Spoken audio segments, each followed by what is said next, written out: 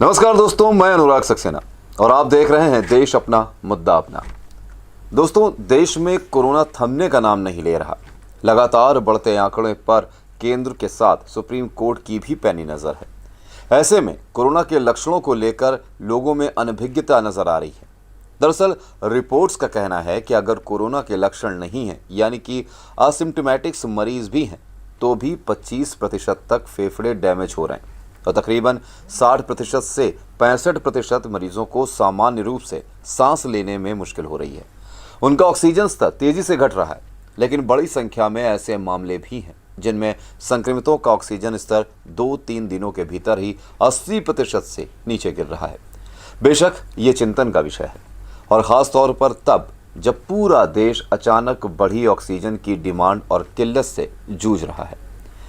Corona के नए variant के कारण संक्रमण का खतरा गहराता नजर आ रहा है, क्योंकि इस बार कई मरीज ऐसे भी सामने आए हैं जिनमें लक्षण नजर आने के बावजूद उनकी रिपोर्ट तो निगेटिव आई है, लेकिन उनके सिटी स्कैन की रिपोर्ट बताती है कि उनके फेफड़े डैमेज हो चुके हैं। इस समस्या को और बेहतर ढंग से समझने के लिए हमने बात की हेल्थ विशेषज्ञ डॉक्टर हर्ष निगम से।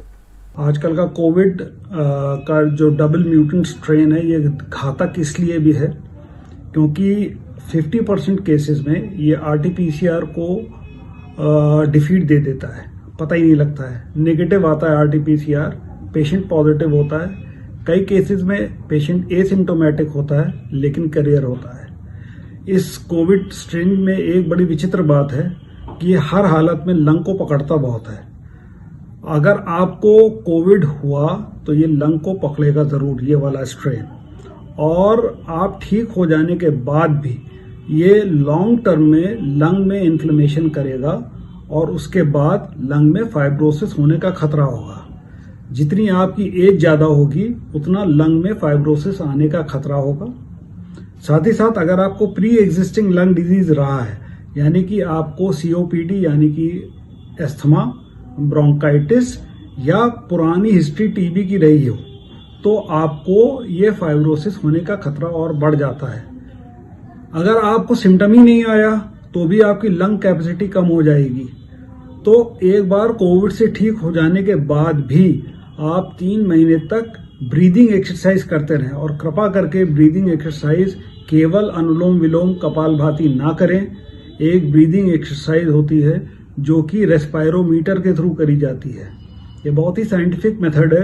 रेस्पायरोमीटर द्वारा ब्रीदिंग एक्सरसाइज करें और उससे आपकी लंग कैपेसिटी बढ़ेगी। आईपीएफ यानी कि इडियोपैथिक पल्मोनरी फाइब्रोसिस, जिसके चांसेस ज़्यादा आने के हैं, ये चांस को अवॉइड करा जा सकता है विद होम्योपैथी।